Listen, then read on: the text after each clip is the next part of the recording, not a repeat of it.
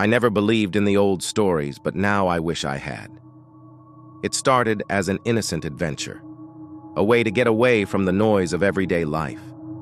I had always been drawn to places that few people dared to go. There's something about the isolation that makes you feel untouchable, like the world's problems can't reach you here. That's what drew me to the endless forests of Siberia, a place where the trees stretch on for miles, swallowing everything in their path. They call it the taiga, a wilderness that hides ancient secrets and even older fears. I never intended to learn what they were. It was on the second night, deep in the heart of those woods, when things started to feel wrong. I had set up camp in a small clearing surrounded by towering pines. The sky, bruised with clouds, seemed to press down on me, thick and oppressive. At first it was quiet, too quiet. Even the rustling of the wind in the branches felt muted, like the trees were holding their breath, waiting for something. I tried to brush it off as nerves, but that creeping sensation wouldn't leave me alone. Then, the whispers started. It began as a faint sound on the edge of my hearing, so soft I wasn't sure if it was real. But soon, it grew clearer. A strange murmur of voices, words I couldn't understand. I scanned the trees, searching for anyone, anything that could explain the sounds. Nothing. Just an endless sea of dark trunks and the eerie stillness of the forest. That night, I barely slept. Every time I closed my eyes, I heard the whispers again, closer this time, almost as if someone was right beside my tent. I snapped awake more times than I could count, each time certain that I'd see a face peering in through the canvas. But there was never anyone there. By morning, I had convinced myself it was all in my head, a side effect of being alone in a place that felt so ancient. But when I stepped out of my tent, I found something that made my blood run cold. There, scratched into the earth around my camp, were symbols.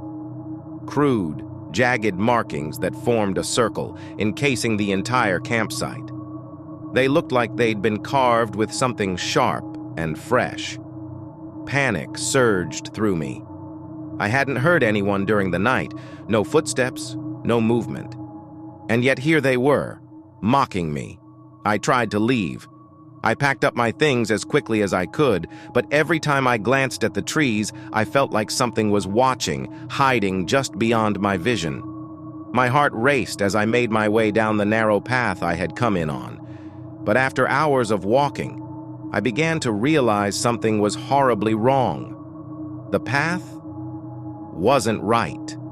It didn't look like the one I had followed the day before. The trees were different, taller, closer together, their branches twisted unnaturally, reaching for the ground like long, bony fingers.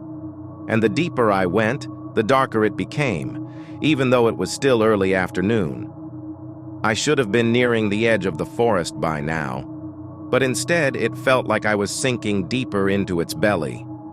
That's when I heard it, a low, guttural laugh, like the rasp of a creature that hadn't used its voice in centuries. It echoed through the trees, faint at first, but unmistakable.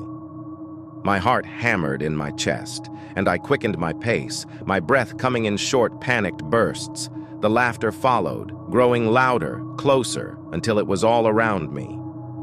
Then, from the corner of my eye, I saw movement.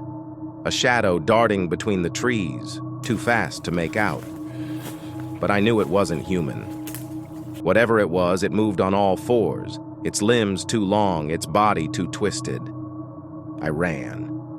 I didn't care where I was going anymore, I just needed to get away. But no matter how far I ran, the laughter, the whispers, they followed me. The temperature dropped abruptly, the air turning frigid as frost began to creep along the branches. It shouldn't have been this cold, not at this time of year, but the forest had its own rules, and I was a trespasser. I burst into another clearing, gasping for breath when I saw him.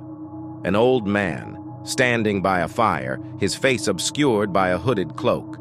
He didn't look at me as I stumbled forward, but he spoke, his voice low and cracked with age.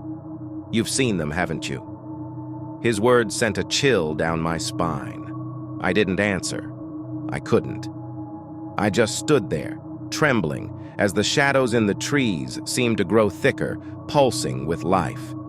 The old man finally lifted his head, revealing a face marked with the same symbols that had been carved into the ground around my camp.